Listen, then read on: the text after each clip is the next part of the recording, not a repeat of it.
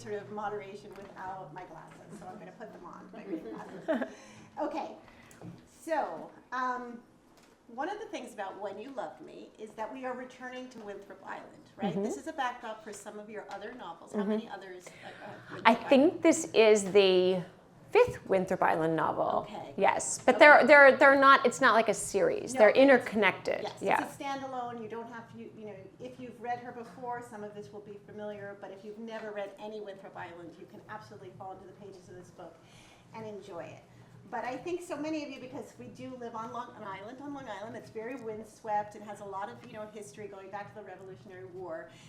Your books just sing to us out here, so it's such a treat to be able to have you. So let's begin by getting, in your own words, a brief description about the book. So When You Loved Me goes back and forth between the winter of 1716 to 1717. And a monumental weather event in New England called the Great Snow, which really happened, by the way. Snow piled up to the rooftops. And during this winter, a wounded pirate, lands on the shores of Winthrop Island, which, by the way, is loosely inspired by Fisher's Island, just so you get a little bit of a sense for what Winthrop Island is. So he lands on Winthrop Island that winter, desperately wounded, and there overturns the lives of the original Winthrop family living there, particularly the 2 sisters who live there with the grievously sick husband of one of the sisters. And the events that take place that winter reverberate down the generations, along with rumors of buried pirate treasure, to the present day, when Lucy Cooper, recently widowed with her young daughter, arrives on Winthrop to settle the estate of her father, who has disappeared one morning into the ocean. And so there she finds not only that his estate is mired in debt because he spent his entire life trying to recover the family fortune by searching for this rumored buried treasure on the property, but also she encounters her long-lost love, Ben Ressler, the first boy she ever loved back when they were teenagers.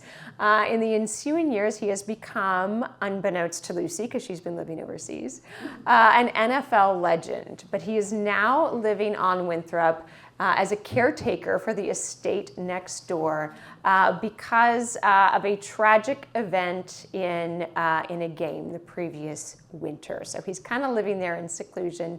He also happens to be the last man to see Lucy's father alive. So these 2 narratives go along kind of side by side. There's a lot of parallels between them, because we start to realize that someone has actually written the history of this pirate during the winter of 1717.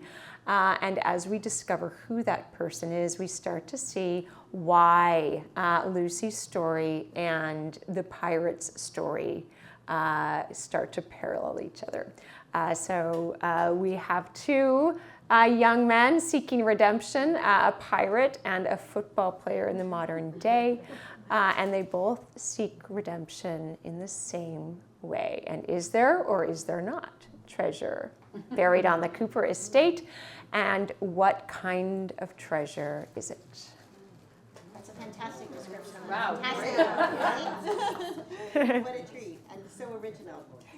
Okay, so let's begin about something that I did not expect to open up in the first pages of this book, and that you do so well and give such a propulsive adrenaline to this book: football. It's just unbelievable. And I am not a football fan, but as soon as I read the opening chapter, I actually had to put it down, because I was like, Beatriz is that talented that she can make me want to read about football. And like basically this energy ran through me reading the first chapter. So after doing some digging, I also learned you were the manager of the Stanford football team, Yes. right? Is that correct? Yes. Oh, wow. Okay. And so I kept on keeping that in the back of my mind, and somehow you were able to, you've given this wonderful description that Ben is, a former NFL star. Football is going to play a role in his backstory, but you also use sort of this energy of football to create sort of this rhythm that runs through the book, and especially at the end where like the stakes are so high, and when we've all just been watching the Knicks, like anything can happen until the last second beats. So was that something that you were conscious with the whole thing, that you were trying to keep your like foot to the pedal and just like keep it, so you all these twists and anything could happen? Is it something that you were thinking of, or is it just natural to you that that's something that you Well, embrace? that's a great question. I mean, I think we all have our own sort of writing styles. When I was growing up, we were kind of the weird family on the block. I grew up outside of Seattle, Washington, but this is like Seattle before Seattle was cool, right? This was like Seahawks Seattle and, Boeing Seattle. And, we were kind of the weird family. My father's British. My mother is Californian, but she's, if you can kind of picture in your head like a California girl, my mother's the opposite of that, the exact opposite. So we grew up, we would like go to the Shakespeare Festival for our family vacation every year, and then we would go to the opera during the winter, the Seattle Opera, and this was like my cultural reference. I did not know there was another station than PBS growing up until I was about 8 years old, and like the neighbor kid corrupted me, and. But the other thing though, so I kind of came into like literally like sitting by, I'm a dork, okay, I really am. And, but the other thing though was football. So my father, when he came to America, he wanted to fully Americanize. I still cannot make heads or tails of cricket, as probably none of you can as well. It's very complicated. I can't even understand a cricket headline. Like, it's like in a foreign language. I don't even know what it means. And, in rugby, there was no rugby, but he would like the Seattle Supersonics, as they then were, and the Seattle Seahawks. So that was how I bonded with my dad. We would sit and watch football together. So I knew Shakespeare, opera, and football when I went off to college. And I was on financial aid, like a lot of financial aid. I needed a job. And it's like, I'm kind of a procrastinator with these things. So all I want to do is write. And there were no, writing jobs for freshmen on campus. So, but I'm like in my dining hall one day and I see this sign on the wall that says Stanford football needs managers. And I know what you're all thinking, okay, and I'm not saying the thought didn't cross my mind, but also the big thing there was like training table. Like you got to eat at training table, and I'm like, free food, and I get paid. So I then spent the next 3.5 years of my life surrounded by like 100 football players. So I learned a lot about men. That didn't actually take very long. They're not that complicated. But one of the things that really interested me, and like I was like, oh, you could tell all about their horrible behavior. They were actually really nice guys. And that was what was to me so interesting, that they were total low-key, gentlemen. Like if I were at a party, which I didn't go to a lot of parties, but if ever I had any issues, I could be like, and like they would come and rescue me. They were truly, and yet, they would go on the football field and just tear some guy's head off, and I thought, how do you reconcile that? So a lot of the things that I sort of ponder a lot, and especially coming into this book, is like, how do we as a society channel, there's a natural human violence that we developed because it was kind of useful when it came to like hunting things. I had an anthropology professor who was like, these violent things are very high risk, and so how do you get men to do them? And it's like, well, you make them prestigious, and so, we place this huge value on sports, right? And we hold these men up as heroes. And by the way, to a much greater extent than the equivalently talented women in sports, it's men in sports that have this prestige attached to them.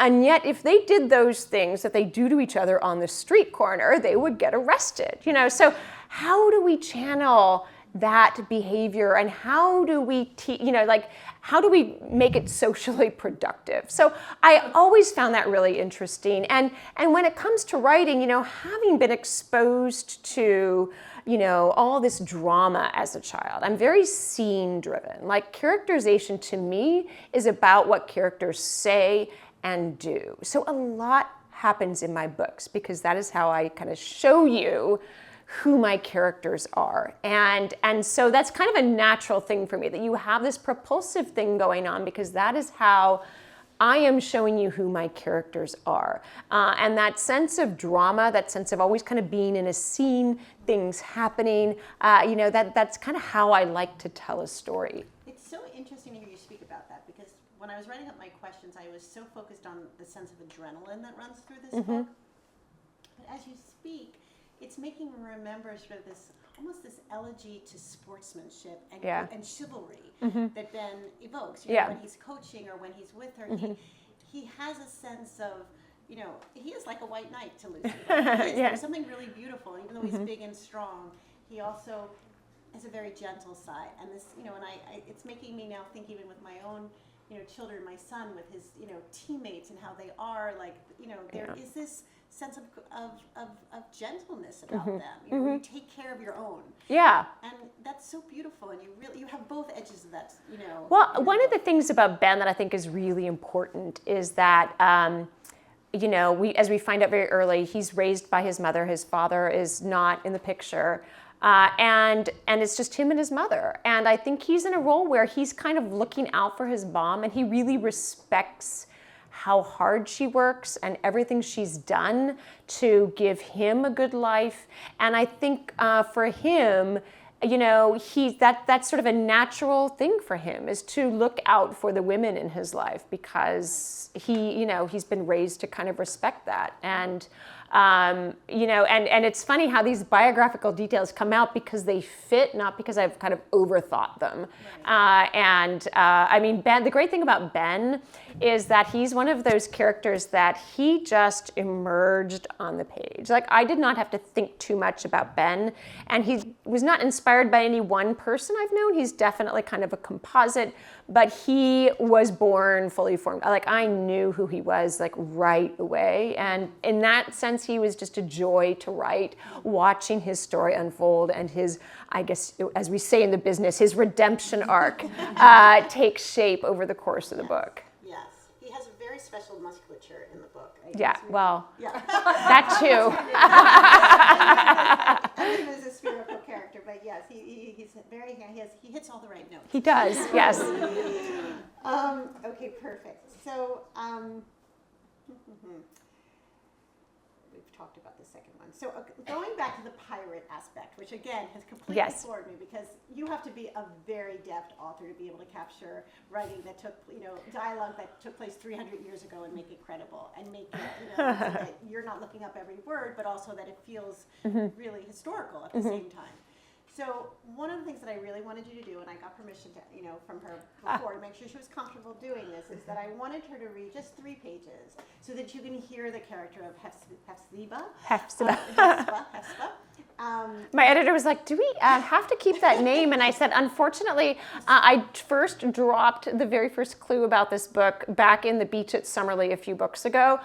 So unfortunately, Hepzibah is her name, and that's what we're going with. She's like, oh no, all right, well, I guess that's a job for the audio narrator to worry about. In the beginning, it was very difficult. By the end, it just became imprinted in your mind that you didn't sort of hesitate trying to pronounce it. I literally, even just spelling it was just like on the keyboard. I was like, it was actually hard to execute. Yeah. So, do you want to use mine? Do you have your? I do have a book right here. I'm hoping, because you've got the galley copy, so hopefully our page numbers. Mine is page. It's October 7th. Okay. This is if you want. Okay. Oh, why don't I just read from yours? Okay. You're going to be blown away. So, and before I should read it, it's interesting you say that, because that is, to me, the highest praise. So as a backdrop to the kind of pirate side of the story, another thing that happened to me in college was I discovered the novels of Patrick O'Brian. So he wrote about 20 novels that were set in the British Royal Navy during the Napoleonic Wars. And you would not think, so one of them was made into, you've heard of, I'm sure heard of Master and Commander. That was the first novel, although what they adapted was not actually that particular story. But you would not think that this would be something that would appeal to me. There are virtually no women, and they're kind of, as men of that era, they were not particularly adept at writing women because they didn't really know any women until after they got out of college. So, so you wouldn't think that this book would appeal to me. I chain read the entire series, and he is still my, I guess, guiding light for how to write historical fiction that is authentic to the period and feels real, not like you are, for example, learning French, but that you are literally dropped into France to figure it out.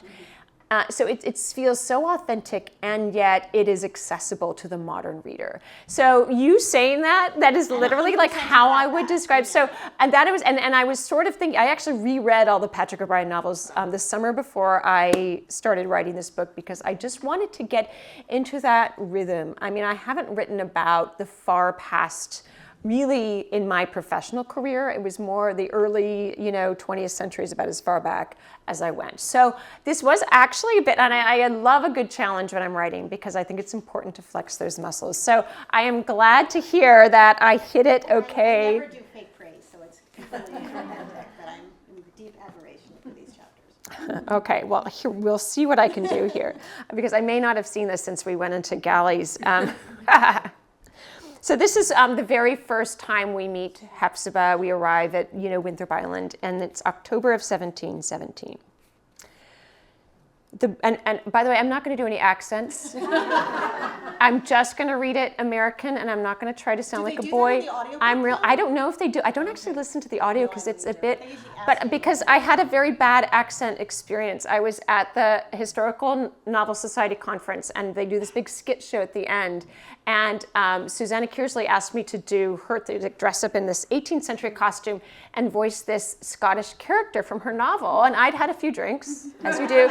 And I got up there, and I thought I killed it. And by the way, I should add, Diana Gabaldon is in the front row watching this. So I thought I killed it. I walked off the stage and I was like, Susanna, how did I do? She goes, that was an Irish accent. And I was like, oh no, I can't look at Diana Gabaldon ever again in the eye. So anyway, I don't do accents. Yeah, okay. The boat arrives at dawn while Hephzibah draws water from the well. She can't say what makes her look up from the stones and squint into the gray morning. A cold woolen fog lies on the sea, shrouding the world from view. If she looks hard enough in the right direction, she might spot the mast that pokes above the pillars of cloud and the pennant that droops from its tip. She stretches her ears for some kind of noise, the same sound, maybe, that raised the hackles on her neck in the first place. A creak of metal oarlocks, or a muffled word or two from an unseen throat, the plash of water from an oar. But the air remains quiet. To her left, the house floats atop the mist. A curl of smoke drifts from the chimney in the center of the roofline. If she dares to fill her lungs, dares to breathe at all, she will taste wood smoke and brine, the scent of her days. Foolish, she tells herself, turns back to the well. As she draws the bucket clear, a shout breaks across the stillness. She will never remember the word or why the noise freezes her in place. When the prow of a boat pierces the fog and scrapes against the shingles, and somebody curses the teeth and wounds of blood and blood of God, she can't move a muscle. Two men stumble over the sides. One of them grabs a rope and heaves the boat up the sand until it comes to rest just above the line of flotsam that marks the highest point of tide. The other reaches back into the boat and hauls out a third man. Even from a distance, Hephzibah can see that his clothes are soaked in blood. Hephzibah gasps and releases the rope. The bucket makes a desolate splash at the bottom of the well. I think that's enough, right? Yes, I do. Yes, there we go. We get lots of dialogue after that, so, I don't want to get all muddled up with that again. I have this question about just what gave you this idea to do a buried treasure to begin with? Like, were you that type of child who was digging in the sand and things and like getting your friends to find buried treasure?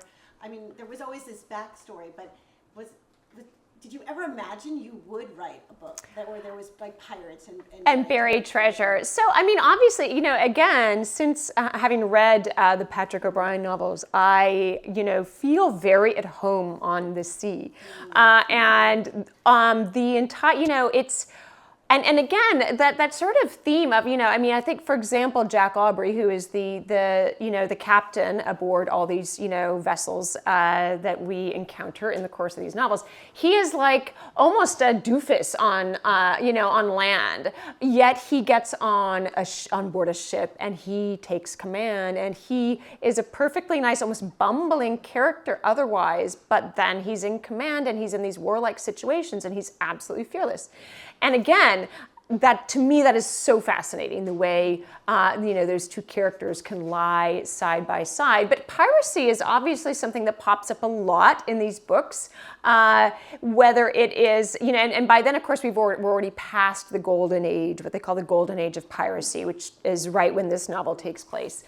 So you don't have quite that same, they're not sort of like running, the Navy has pretty much squashed it by then. But it was very interesting to me. And I live, on the Connecticut shoreline where there's a lot of really ancient history. There's a family that has lived on the point there, like literally unbroken for like 300 or 400 years. And my kids go to school with like the literally direct line descendants of, the Griswold family. And so we take our dog walking a lot on Saybrook Point, and there is this statue there. And I knew already that I wanted to do a colonial story. I had already planted that little seed about Hephzibah. I live in this very old house. I really wanted to write at some point a colonial history. And on Saybrook Point, if you go walking around, there's a big statue there of Lion Gardner. And very magisterial, and he's in his armor and everything. And this is, sort of early, very right at the very founding of the colony. And you read the little thing underneath, and it said, a tall, red-headed military engineer, Lion Gardner. And I was like, tell me more about Lion Gardner, please. And his exploits and everything, and how he led, sort of led the colonists during the Pequot War. He was actually very, really tried to reach out to the Native Americans and and he was very well liked by the Native Americans. And when he decided to retire as commander of the fort, they gave him Gardiner's Island, which was, of course, then, here, have this island. And, of course, it's now obviously still his descendants live there. But so I was kind of doing a little research, thinking, something about that. And I came across the story of Captain Kidd having supposedly left treasure on Gardiner's Island on his way up to Boston to face the music. And I was like, buried treasure. Interesting. And I do a little more research and find out there are actually tons. Apparently pirates were the original snowbirds. Like, you had a lot of pirates who came from like the fishing communities and the New England shore, and they turned pirate, and they would go down south to do all their piracy, and then, during the summer they would come back and sort of enjoy their spoils back in their hometowns. And supposedly that's why there's all these legends of buried treasure all around Long Island Sound, because it was such a convenient place to kind of slip away from the authorities and kind of hide your treasure till the heat was off. Although there are people who say, why would a pirate bury treasure? They just want to spend it. They're not savers. They're definitely spenders. But I was fascinated by these legends, and I thought, what if there is a buried treasure on Winthrop Island? And that was kind of my starting point. And then I thought, and then I can tie this into my great snow idea and everything. So that was kind of how it all worked together. But the funny thing is, so, historical information on actual Fisher's Island is very hard to come by. So I was kind of positing how it would be on fissures. I had heard sort of references to, yes, they did have a ton of snow, it didn't pass them by, and so on. And then after I had written, though, this part, just using my intuition and what I knew about, other areas where there was more information, I actually found a book that was recently republished by the aptly named Forgotten Press or something. And it was like a history of Fisher's Island up to 1920. Oh, wow. I know, I was like, oh my gosh, this is the book I always wanted. And I'm reading it, and the funny thing is there are several spots where there's supposedly treasure buried on actual Fisher's Island. And one of the plot points is all about, the flock of sheep that they've got on the island and the fate of the sheep. And I found out there was a flock of sheep, and that was exactly what happened to them. And I thought, oh my gosh, it was like I knew. It was amazing.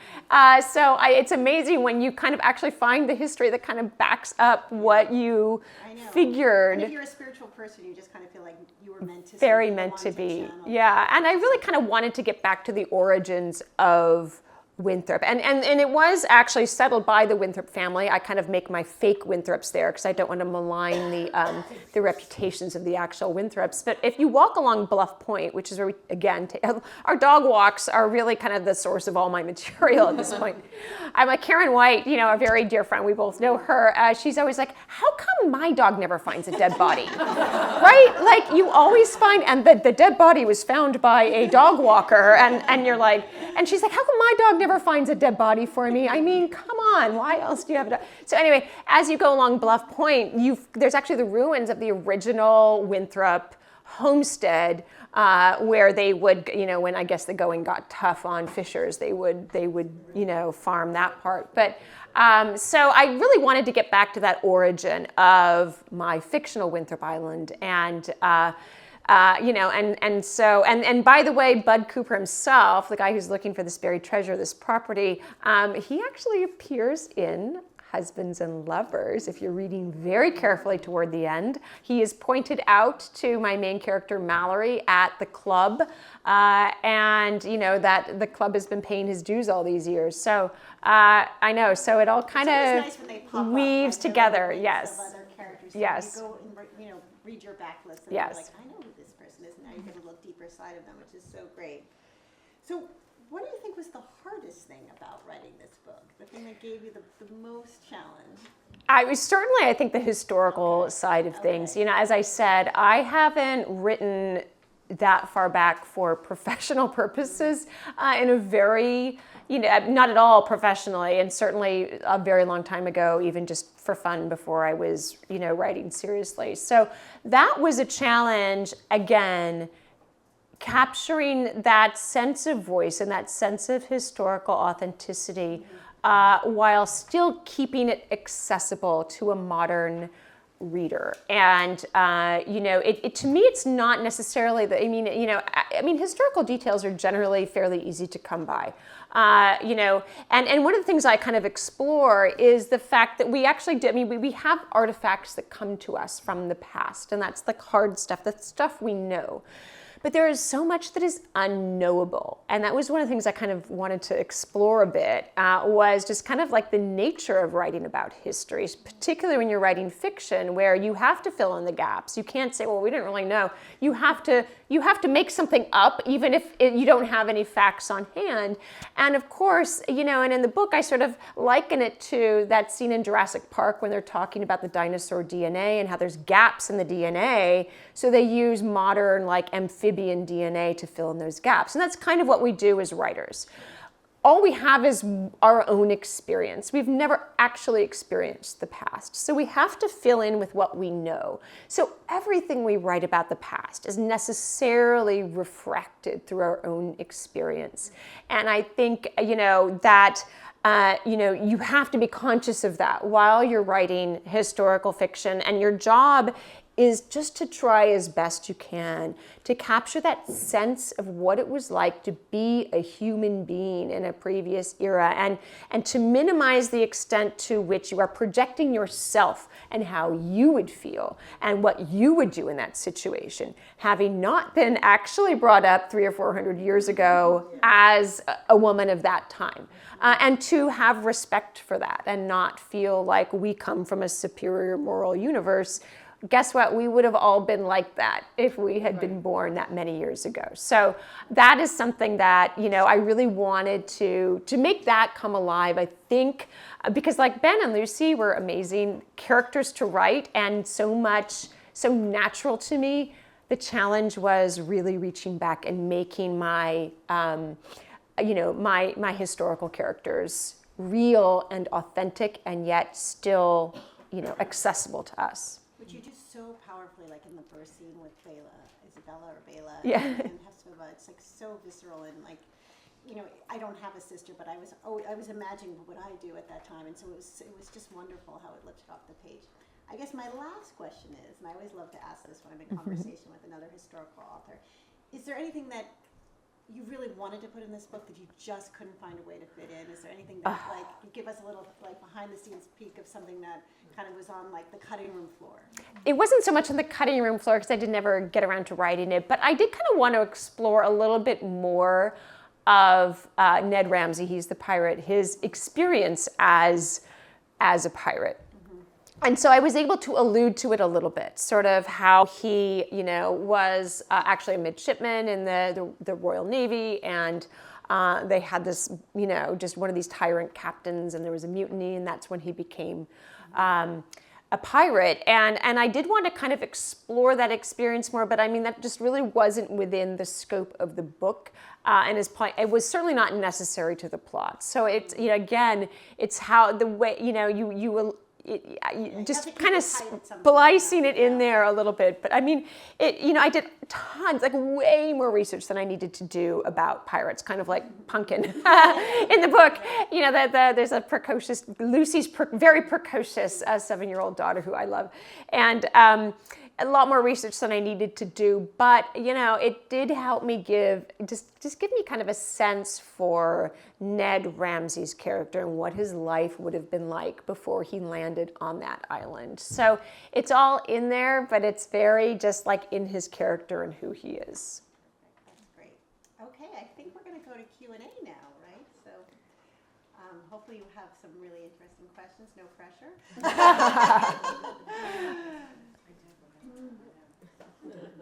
have a question.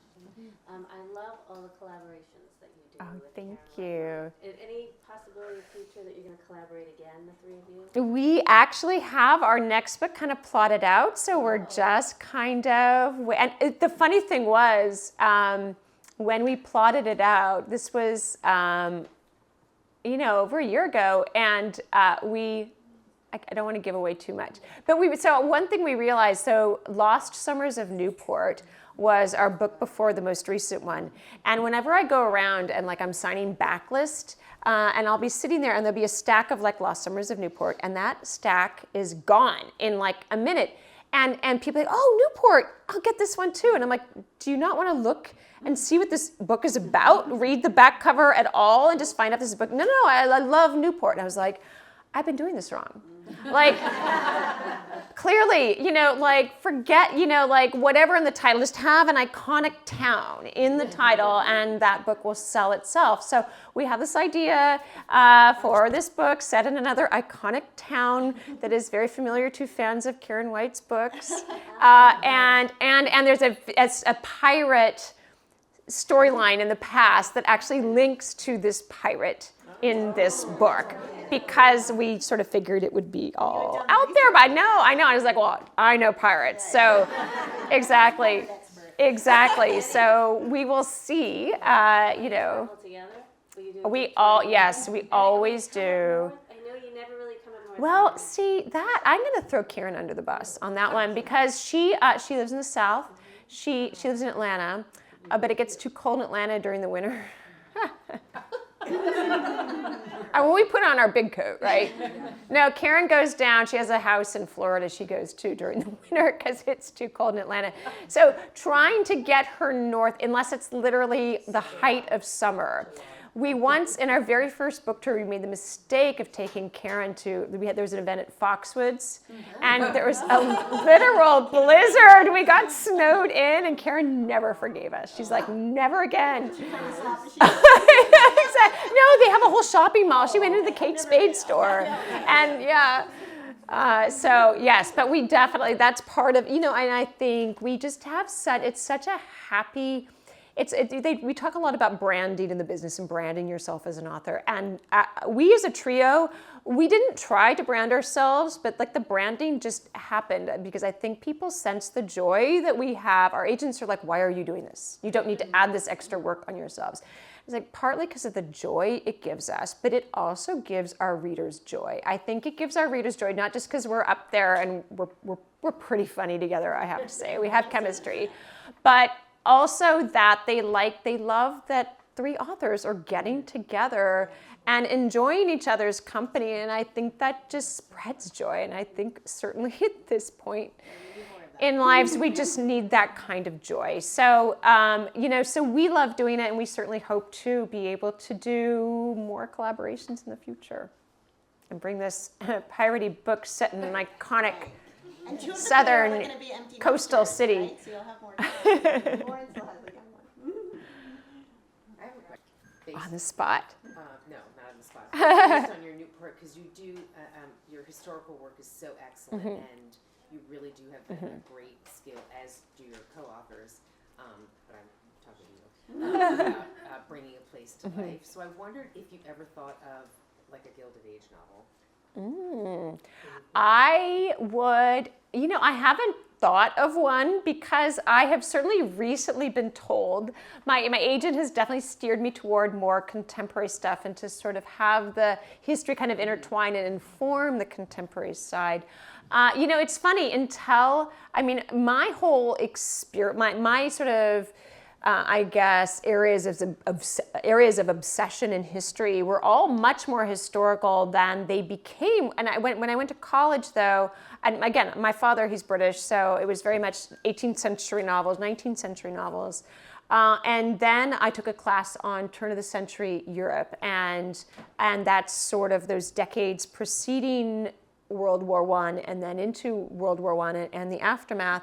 And that really changed what I was interested in, that shift from the capital R romanticism of, the pre-war era into the modern, and, there's all this modernism bubbling up before World War I, but it was kind of like avant-garde. It was like not mainstream. And then World War I happens and this catastrophe for Western civilization.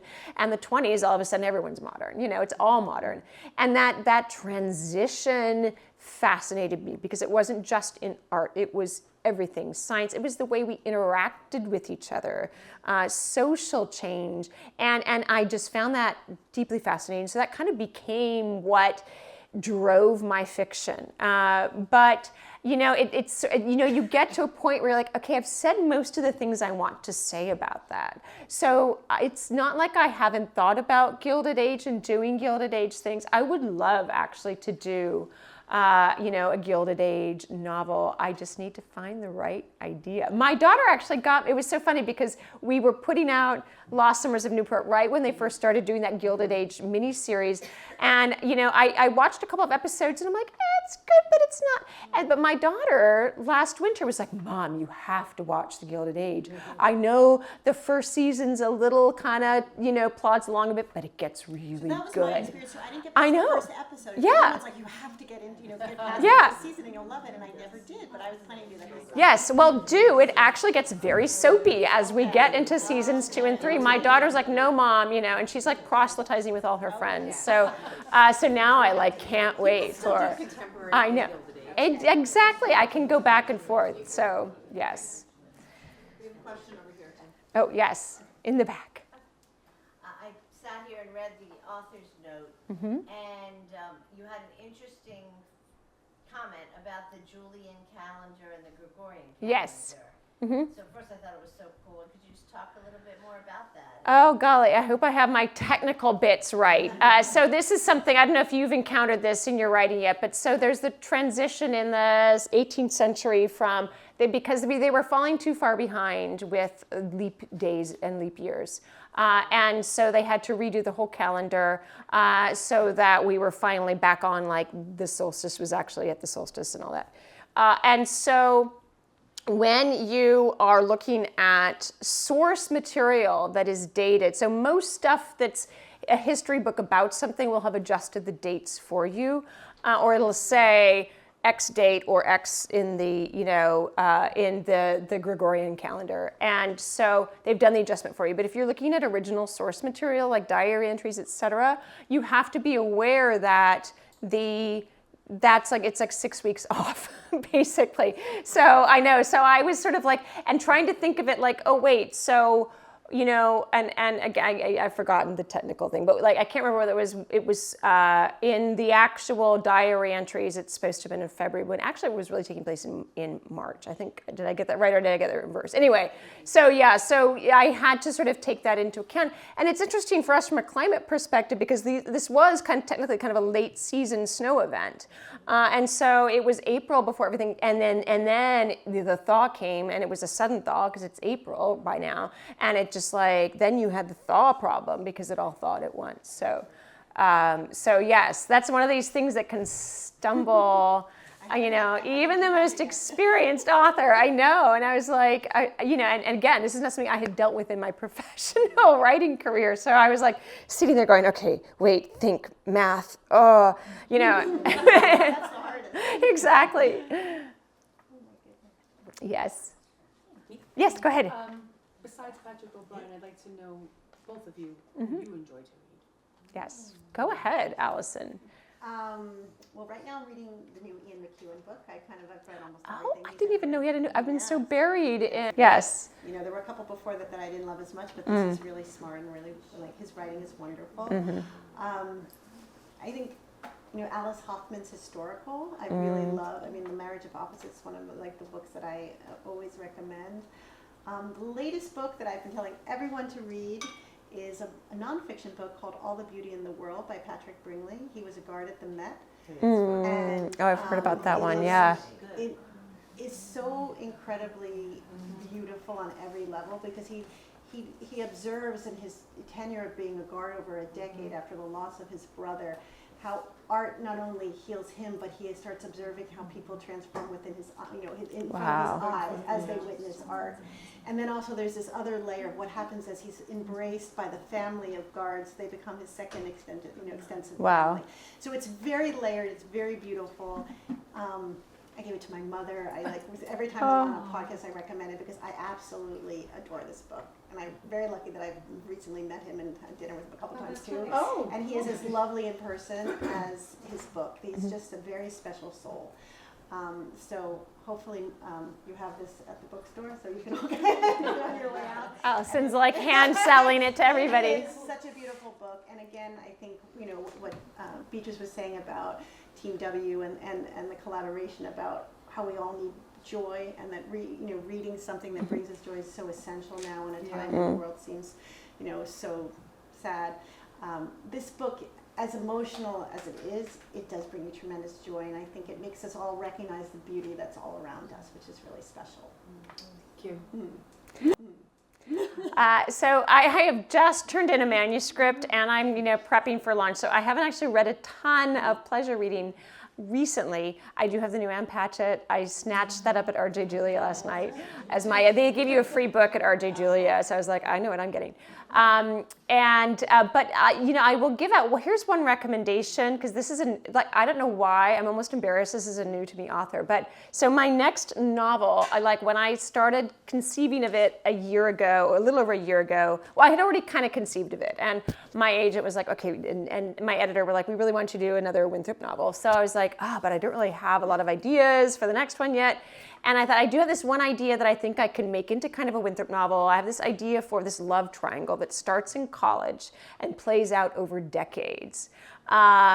And that was all I had. That was it. And they were like, go for it, go write it. And I was like, okay. So I started, and like it starts out with this road trip in 1970 that involves two Winthrop characters from way back, Hugh Fisher from my first Winthrop novel, The Summer Wives, and Lisbeth, who is the precocious child in The Beach at Summerley. They go on a road trip together, a summer of 1970. So I had that part right. And then I'm turning to the college, the thing that starts in college, and I was like, oh, you know what? The summer of autumn of 1989 so I started at Stanford the fall of 1990, and but all my RAs and everyone was telling me about the fall of 1989 because you had the Loma Prieta earthquake, and you had the Berlin Wall falling. You had all these kind of big events happening, and they had recently redone the whole curriculum from this Western Civ core track you took as a freshman to what they called cultures, ideas, and values. So they were incorporating more non-Western texts, and they were the first class to do that. So there's a lot going on. So I'm like, okay, so I'll start it then, and I got my characters going, and I was starting to write, and then I find there's this review in the Wall Street Journal for the new novel by Lily King, Heart the Lover, and it says, and it's a love triangle that starts in college and plays out over the decades. And I'm like, who is this bitch? She took my idea. I was already writing this book. I was like, no fair. I was like, so I got the book, and the book was thank God it was not like anything like the way my story was playing out. I was like, phew.